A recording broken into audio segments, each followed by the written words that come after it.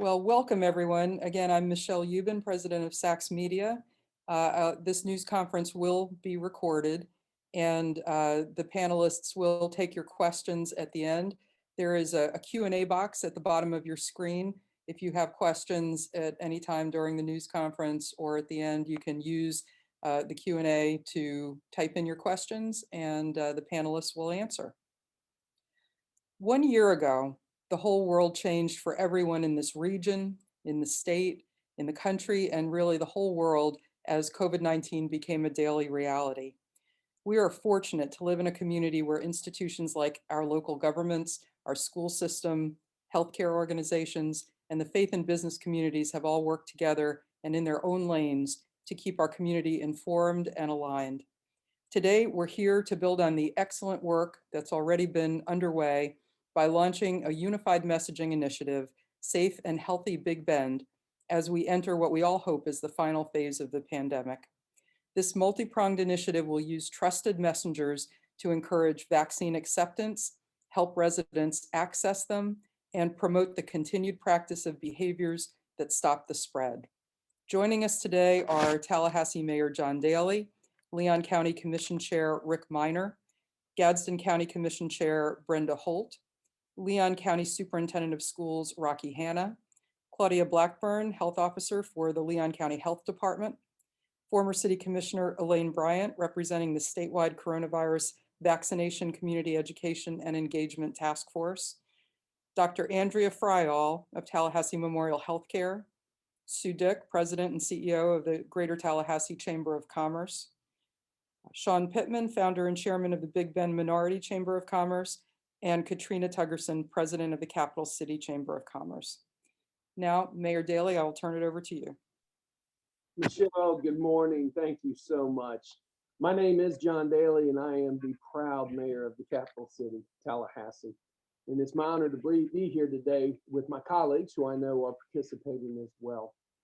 During the coronavirus pandemic, leaders of the Big Bend local governments, healthcare, business, and faith communities have worked together to protect the four-county region's residents. We talk to each other on a daily basis. Vaccines are on the way, and the Big Bend is ahead of most of the rest of the state in how many older residents we've been able to vaccinate. Our healthcare community is doing a great job. But we are not in danger yet. That's why a broad range of community leaders have come together to support the Safe and Healthy Big Bend initiative. We know that consistent, clear communication is key to fighting the pandemic successfully. This initiative builds on the work that we have already done. The Safe and Healthy Big Bend initiative will help everyone in our region connect with timely, trusted, local information on how to get vaccinated against the coronavirus and how to protect not only themselves, but their families and their communities. We hope everyone will check out the information available at safeandhealthybigbend.com. Again, that is safeandhealthybigbend.com. Michelle, in closing, it's an honor to be able to join these great leaders and yourself on this press conference. Thank you. Thank you, Mr. Mayor. We will now hear from Leon County Commission Chairman Rick Miner, who will also share some of the PSAs from the campaign. Thank you, Michelle. Hello, my name is Rick Miner. I'm the chairman of the Leon County Commission. This pandemic is the worst public health crisis to hit the U.S. in more than a century. In the Big Bend, it has forced many local businesses to close, thrown thousands out of work, forced many students to adjust to online learning, and disrupted our normal routines. The death toll today across the Big Bend is 28 times the death toll from Hurricane Michael in 2018. 16 deaths were attributed to that storm. While that statistic is sobering, our community's losses go beyond facts and figures. Many of us have been touched by the loss of a parent or other loved one, friend, neighbor, or coworker. These losses will remain with us far longer than the virus. Notably, we would have lost so many more if not for the heroic efforts of our healthcare workers and first responders, who are still working long hours to keep us safe. And the danger is far from over yet. It could be months before we have enough people vaccinated to achieve herd immunity. But we recognize that everyone is tired of this. We all yearn to go back to our normal routines of life. We can get back to normal soon, but it's going to take more work before we do. That's why I'm especially proud of the daily work we all do community-wide. Specifically, I'm proud of Leon County's continuous efforts to coordinate PPE distribution to hospitals, community-wide testing, public health messaging, direct assistance to families and businesses, and of course, vaccination efforts. Today's launch is part of all of these efforts. The Safe and Healthy Initiative will share factual information on the pandemic and the vaccines with Big Bend residents, provided by trusted community and government leaders you have known for years. One element will be a series of public service announcements that will vividly display how this community is united against the pandemic. You will be amazed when you see all the different voices representing all parts of the Big Bend. With that, I'd like to introduce our Safe and Healthy Initiative PSA videos. COVID-19 has hit the Big Bend hard, and the worst may not be over yet. This is not the time to let our guard down. And that's why our community's healthcare, government, education, business, and faith leaders have a strong, coordinated response. Join us in adopting behaviors that stop the spread. And find out the latest on COVID vaccines from local health experts. Together, we will get through this. Visit safeandhealthybigbend.com to learn more. Let's face it, we're all tired of COVID-19. But this isn't the time to let down our guard. Wear a mask or two. Wash your hands and don't touch your face. Stay at home if you're sick or if you've come in contact with someone with COVID. Avoid large crowds. Get tested, get vaccinated, donate plasma. If we all do our part, we can get through this safe and healthy. Visit safeandhealthybigbend.com to learn more. It will take all of us to defeat the virus. Together, we can get through this if we take personal responsibility for protecting ourselves, our families, and our communities. Thank you very much. Thank you, Commissioner. Next, we will hear from Gadsden County Commission Chair Brenda Holt. Hi, I'm Brenda Holt. As Chair of the Board of County Commissioners of Gadsden County, Florida's only majority minority county, I know firsthand the impact the coronavirus pandemic has had on the Black community. Black Floridians are more likely to become infected, to be hospitalized, to suffer serious illness, and more likely to die of COVID-19 than white Floridians. As of March 1st, about 7% of those vaccinated so far are Black, though about twice as much of the state's population is Black. Nationwide, vaccination rates also reflect this disparity. We have multiple challenges ahead of us: overcoming long-standing distrust of medical institutions, helping residents of lower income and especially rural communities get access to vaccines, and overcome the barriers of better health outcomes for people of color. We know that rural residents struggle to get access to health care sometimes. We know that poor people also struggle, and we know Black people suffer from serious health disparities. In the Big Bend, we have all three factors at play at once. Serving rural, lower income, and Black communities are going to require us to come up with new and innovative solutions, such as mobile health units that can bring the vaccine directly to the people. In Gadsden County, we recognize that we must play a leading role in responding to this crisis. That is why our county commission has voted unanimously to support this initiative, and why I am here today to lend my voice to this effort. As we know, it is never too late to vaccinate. It is never too late to protect yourself. Now let's hear from Claudia Blackburn, Florida Department of Health in Leon County. Thank you so much, Chairman Holt and everybody. Good morning. So thanks to new scientific advances, vaccines are now available in the shortest time on record for a major pandemic. The vaccines have been shown to be safe and highly effective, according to the Centers for Disease Control and Prevention. Vaccinating hundreds of thousands of Big Bend residents is a big job. It will take time. 3 vaccines are already available: Pfizer, Moderna, and Johnson & Johnson, and a 4th vaccine manufacturer is ready ready an application for emergency use authorization, AstraZeneca. And as each new vaccine is approved, a new supply chain will come into use and the available supply of vaccine is expected to increase. Also, the Johnson & Johnson vaccine is a single-dose vaccine. As of yesterday, March the 9th, 51,799 Leon County residents had received at least the first of 2 vaccination shots. Leon County has among the highest percentage of residents aged 65 and older vaccinated in Florida. In the coming months, though, it will be very important for all of us to keep up safe and healthy practices. Please continue to follow all CDC guidelines on washing your hands, staying socially distant, avoiding large crowds, and wearing a mask. Thank you very much.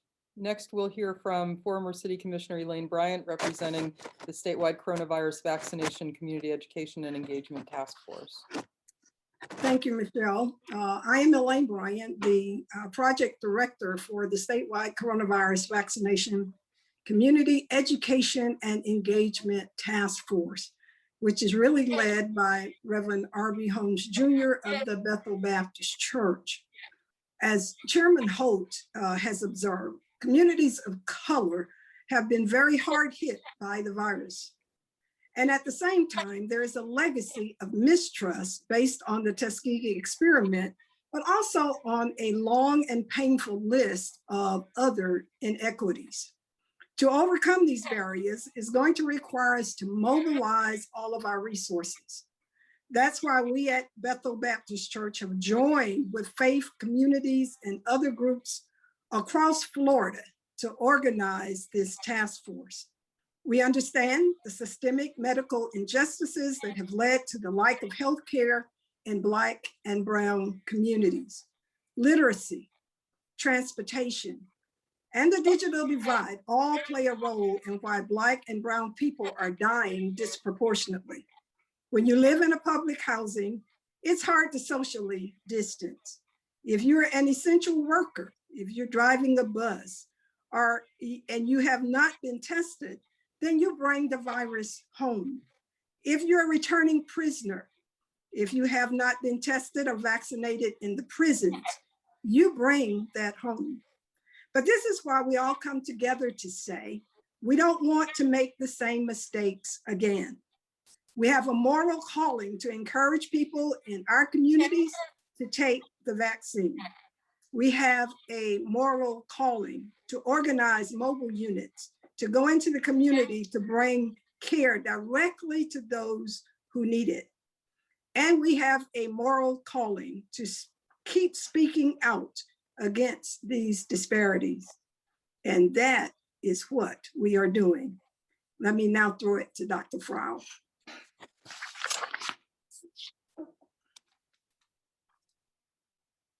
We'll now hear from Dr. Andrea Friel with Tallahassee Memorial Healthcare. Good morning. Thank you so much, Elaine.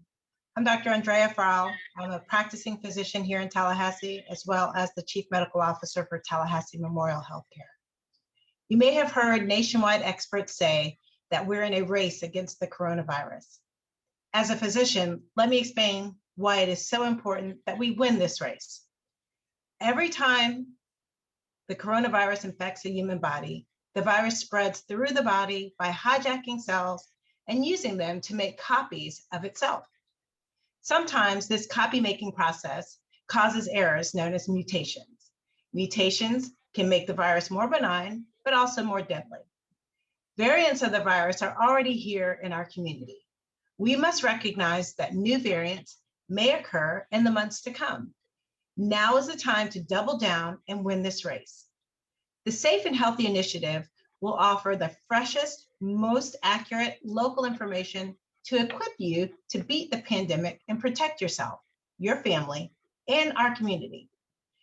Previous speakers have said that people are getting tired of fighting the virus. As a physician working in the healthcare system, let me assure you, the frontline healthcare workers and heroes are tired too.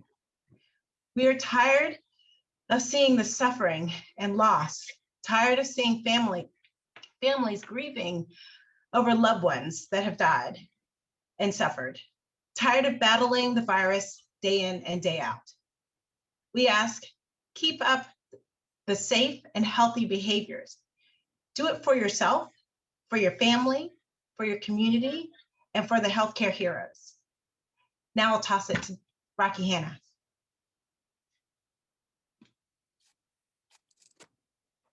Rocky, you're muted. You think you'd have this down after a year. I'm Rocky Hanna, Superintendent of Leon County Schools. For hundreds of thousands of Big Bend residents, this pandemic has disrupted normal life in a way we could not have imagined just 2 years ago. Nowhere is that more true than our public schools. At one point, 2/3 of our students were learning at home virtually through technology. While school systems in other parts of the country remain shut down, however, we have been able to offer on-campus instruction since August of 2020. We have met parents and students where they were and where they are. Every student in our public school system has now received a Chromebook, and for some, it has been a big help. I cannot say enough about our school board and their leadership, our principals, our teachers, and other leaders. They have been stretched to the limit to keep our kids learning. And I have to compliment our parents and students as well. The students have adopted healthy behaviors. They are wearing masks and they are keeping socially distanced and using technology in ways that would have been very hard for them to do not so long ago. We all are looking forward to the fall of 2021, by which time we hope the vaccinations have become more widespread. I am so looking forward to normal class routines, to teachers working one-on-one with students face-to-face, and to after-school activities. But until this happens, we must keep our guard up. We need to keep following the guidelines set by the CDC. Now is not the time for us to let up. And with that, I'll turn it over to Chris Turner, the Associate State Director for North Florida, the Big Bend AARP Florida. Actually, we have a little change in the lineup. Next, we're going to hear from Sue Dick, the President and CEO of the Tallahassee Chamber. Thank you, Superintendent. Thank you, Michelle, and thank you. It's a pleasure to follow our great superintendent. Thank you, Rocky, for everything you have done to protect our children. It's a pleasure to be here today, and thank you for the opportunity to speak on behalf of the Greater Tallahassee Chamber of Commerce, our board of directors, our 1,200 members, and close to 60,000 employees that they represent within our community. I'm truly proud of our community and the responses that have been made during this past year. Our local businesses, over 12,000 in our community, have been faced with many challenges, with some unfortunately not able to remain open. We are a resilient community and will continue to work together. A special thank you to our frontline workers, our healthcare providers, and our local government partners for their tireless work during this past year. We encourage everyone to continue to practice safety protocols, to get vaccinated, to continue to support one another. We hope that all of the listeners and viewers will say thank you to those that have been working so hard to protect us all. And we hope that everyone will continue to support our local businesses, whether it's curbside or by going in. Supporting local matters, and it's a pleasure to be part of this very important message today. And thank you for all the work everyone is doing. Thank you, Sue. Next, we'll hear from Sean Pittman, founder and chairman of the Big Bend Minority Chamber of Commerce. You're muted, Sean. Thank you. Sorry, I'm like Rocky Hanna. All this time, I can't get that right still. Listen, thank you for the opportunity to be here today. Some very, very important points have been made. But let me illuminate one that we've heard over and over again since this pandemic started. And that is that Black-owned businesses have been hit disproportionately hard by this pandemic. And our area, the Big Bend, has not been immune from that national statistic. For everyone in the community, COVID-19 has been a wake-up call. We know that. We are now, though, having real conversations about the disparities in health and income that this pandemic has, there's no better word than to say has exploited. We need more of those conversations. And in each part of our community, our leaders are stepping up. They're stepping up to provide trusted messages to our communities. It's only when everyone, and I mean everyone, in every part of our community is hearing the exact same thing over and over by our leaders, by trusted voices, that we can finally defeat this virus. Dr. Bryant mentioned Reverend Holmes. I want to applaud Reverend Holmes and other faith-based leaders for leading in this important effort to get our people vaccinated. And in his words, by any means necessary. So let's remember this. We can't move forward unless we adopt safe and healthy practices. We've been hearing that for over a year, and Dr. Frau will tell you that that still reigns heavily today. When the vaccine becomes available, y'all, please take it. Whether you have been vaccinated or not, keep washing your hands, keep social distancing, avoid large crowds, and please wear a mask. I'll kick this to Chris Turner now of the AARP, for which I'm not a part of yet because I don't qualify yet, but soon, very soon. Thank you, Sean. Chris actually couldn't be here with us today, but to close us, our final speaker, and then we will go to Q&A. And again, I would tell our friends in the media that you can begin entering your questions by using the Q&A function at the bottom of the screen. But first, to wind us up is Katrina Tuggerson, President of the Capital City Chamber of Commerce. No pressure about being the last one, but I just want to say I am Katrina Tuggerson, the President of the Capital City Chamber of Commerce. As the President of the Capital City Chamber of Commerce, again, I echo what Sean Pittman and also President Sue Dick have said, is that all of us have seen the COVID hit, and just like Mr. Pittman said, the Black minority community and businesses has hurt us all. And I have seen the damage that the pandemic has done for minority-owned businesses in the Big Bend. This damage is happening across America. But again, here in this community, this is what it's taking for stakeholders like ourselves. A February survey of 3,000 small business owners by H&R Block showed 51% of Black business owners. The good news is the business community in this region has come together to help. We have had a strong network of people supporting each other on social media, buying from local Black-owned businesses, and finding creative ways to be engaged in the community. A lot of and that's what the chambers have done on this side. We have all stepped up and collaborated to be that voice that the hurting businesses are needing at this time.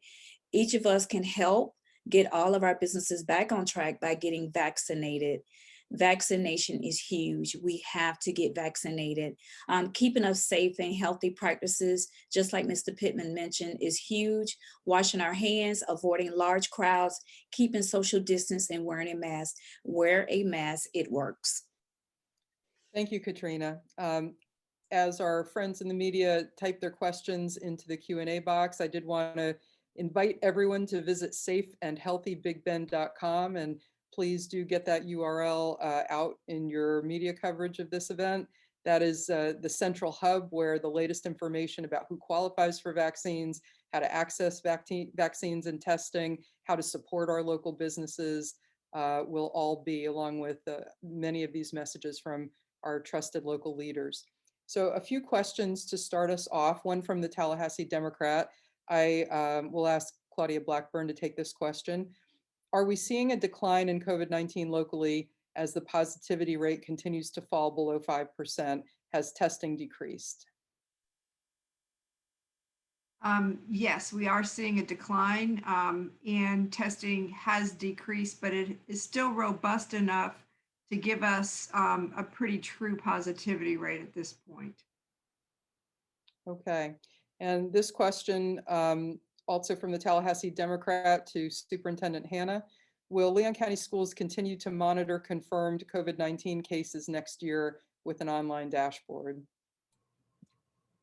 I'm just trying to get through this year right now, to be honest with you.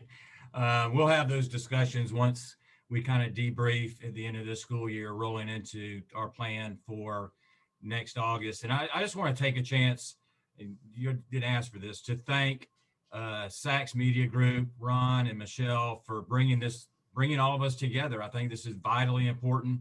Ron did this well ahead of the pandemic last year when he saw this coming, and that just speaks to the leader he is in our community. And so I'm thankful to you all for pulling us together as a group to get this message out to our people, whether they're families in our school system or other residents, both in Leon and surrounding counties. But to answer your question, I'm so proud of what we've accomplished thus far as a school system. It's going to be really one of our defining moments in history as we look back on what we've been able to do as together as a community. And I kind of chuckle at President Biden when I hear his goal is to reopen our schools. And our schools in Leon County have been open since August 31st. And it wouldn't have happened without our partnership with Leon County Health Department and everyone else on this call. So this is a chance for us to celebrate, but also not to let our guard down. We all see light at the end of the tunnel, as we hopefully are no longer in the middle of a pandemic. We're coming to the end, but we're not there yet. So these things are still very important. Thank you, Superintendent. Another question, probably most appropriate for Elaine Bryant and Chairman Holt. Is there a plan to bring mobile vaccination units to different communities? What would this look like? Okay. Go ahead. I came up with the idea for mobile units because of the rural areas and how large it is outside of the city limits around Quincy. We have people up near the Georgia line that either have to go 30 miles up to Bainbridge, Georgia Hospital, or they have to go into Tallahassee. So therefore, I said it's a lot easier to bring the mobile units to the community, especially for those in rural areas that do not have the ability to come to town, to municipalities more than once a month. They're only going to come in to shop or do those things. And so we needed the mobile units to provide healthcare, not only for the vaccines, but also for healthcare in general. And I had previously applied for healthcare units from Washington, D.C. down to the state area. Let me add on to Commissioner Holt's comments, because we have identified the need for mobile units in our original plan in this task force. Not only are there people who are in remote areas, which we do recognize, but there are people who right now live in housing developments and other neighborhoods who in fact do not shop at Publix and Walmart and places that offer the vaccine. We have people across our communities who will come out in their community if there is a mobile unit there. And we bring to them information, we bring to them an environment that it supports the behaviors that will help them get to a place of being vaccinated. So it is critically important. In fact, it's so important that the Bethel Church is purchasing a mobile unit as we collaborate with other entities in the healthcare system to offer vaccinations as well as healthcare big picture long-term beyond this coronavirus for people of color and people in rural areas who have been challenged because of the various challenges that they currently face. So we are extremely supportive of the mobile units. Thank you. A question for Chairman Miner and Mayor Daley. How important has it been that the community be aligned on the same page with the same messaging and working in a concerted way? I know one of the things that we've heard again and again is the important role that FAMU has played, for instance, in being a trusted location for testing and now vaccination. How would you describe the level of cooperation and coordination in our community? Thank you, Michelle. Mayor, you want to take this one first, or I can, either way? Go ahead, Mr. Chairman. I'll follow up. Well, I've said this many times before. We're going through a terrible pandemic, but if I had to pick one place to live going through this pandemic, it would be right here in Leon County. And the reason is because this community has banded together on multiple fronts in the past on a number of different things. And with something of this scale, the amount of coordination amongst different levels of government and the faith-based leaders, the businesses, the three chambers, I've seen some coordination here that really makes me very proud. And I can tell you, I know a lot of these folks. I know the business leaders, the faith-based leaders, the folks that are working very hard at TMH and CRMC. I know these folks, and they are focused solely on doing what's best to keep the people of Leon County safe and healthy. They're putting politics aside, they're putting their turf aside, and only looking at what's best for this community to keep us healthy and safe. And so I'm very proud. I'm very proud to be here in Leon County, working with everyone here on doing the right thing to keep our people safe. Rick, you nailed it. I mean, we are blessed. And Chairman Holt, by the way, it's great to see you as well. And I'm sure that you don't mind me speaking on behalf. I know that you stay in constant contact with the municipalities in Gaston County as well and do a tremendous job. But here in Leon County, we are blessed to have a school district, a county, and a city that work hand in hand together. Rick and the county administrator, myself, and the city manager, who is also participating in this call, Rocky and the chairwoman of the school board, we meet on a regular basis. We talk to the medical community on a regular basis, higher education on a regular basis, the business community, the faith-based community. As a result, I believe that we are all on the same page with the same message, which allows us to be more effective in this community. And also, we got to give credit to the citizens of Leon County too. They've truly stepped up to the plate and have done a tremendous job following the CDC guidelines and wearing their mask and getting tested and vaccinated. And Rick is right; these are difficult times, but we are truly moving forward. Chairman Holt, would you like to add to that answer? Yes, I'm so sorry. I was busy taking care of something. What was the question? How important has it been that we do have a unified front and all of the leaders in throughout the community and the region work together? Oh, it is extremely important that we all work together. Rural areas around Tallahassee depend on Leon County to help us with services. And therefore, we are dependent upon them, and we are appreciative of the health care that they do provide. What I would like to do is include our local governments, including the school board here, on this initiative and have them to give input, because I remember years ago when they passed the seatbelt law in America, and children would tell their parents, "Mom, Dad, you didn't put on your seatbelt." And that's how everyone says the law passed, because the children supported it. If children are going home every day saying, "Mom, Dad, have you been vaccinated?" I think it would work.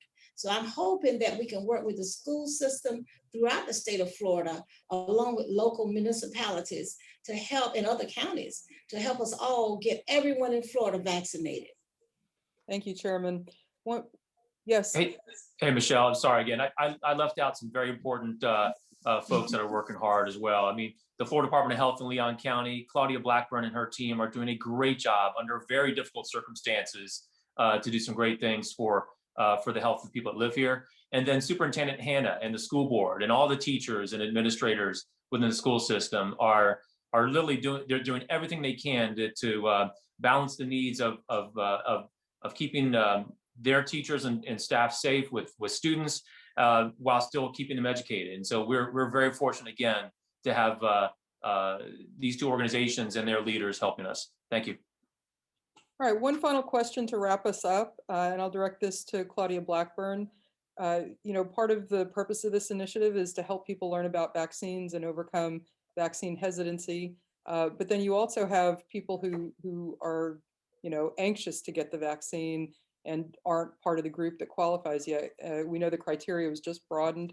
Can you talk a little bit about who qualifies and what people should do to access vaccines, what we can expect from here forward? Sure. We have been focused on the 5+ age group and people in long-term care, frontline healthcare workers, And then it was broadened to include anybody that works in a school K through 12 that was 50 or over, and sworn law enforcement 50 or over. That is at state sites. And that will change beginning Monday. It will expand to people that are 60 and over.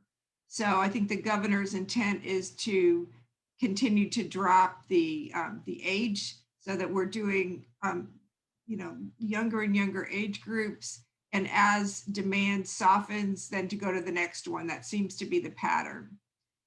There's been a little confusion because federal sites such as Publix, Walmart, Sam's Club, they're following different rules for school employees. They're doing all ages of school employees and all ages of daycare and preschool employees as well. So there's been a little bit of confusion there, but it is available through those sites for those folks. Michelle, if I may make one point, I would like to thank the Gaston County Health Department, Dr. Cooksey, the Health Council of Gaston County, especially Mother's Care, because they got out and helped us get everyone for the CARES Act funded, and our local churches. I would like to thank everyone in Gaston County, and please watch the courthouse grounds because you're going to see some dedications for a memorial for those that have passed away from the COVID virus. Thank you so much. Thank you, Chairman. And now I'd ask Ron Sachs to wrap us up and just let everyone know Sure. what the parts of this initiative will be. First off, what a great privilege it is for our firm to work with all these great leaders, their organizations, and many others in the region. And I want to emphasize that Big Bend region because this media market reaches into multiple counties. So we have the good fortune to share all the content that you all have created in your own lanes, curate it, and basically have a clearinghouse with that safeandhealthybigbend.com website. But also want to mention the news media in this region have done a wonderful job during this past year, getting information that you have provided out and actually demonstrating a lot of initiative in enterprise stories under very difficult circumstances for news gathering. So we're excited about working with media partners in the region here with these resources from the partners in this initiative to produce not just the website, but public service announcements that folks will start to see on the air, Channel 6, Channel 27, Comcast, radio spots, and some longer form interviews with many of you who participated in this news conference today and others on the Safe and Healthy Big Bend website. So thank you all. We are going to get through this second year of this pandemic. And it is not just the capital city here, it is the capital region of safe and healthy, which is why this initiative is just going to reinforce the great work that all of these partners have done in government, in clergy, in the private sector, in the not-for-profit sector, and among many others. So thank you all for participating in this today. Thank you, Ron. I would remind everybody to go to safeandhealthybigbend.com for more information. And I want to thank all of our panelists and members of the media for being with us today. Thank you.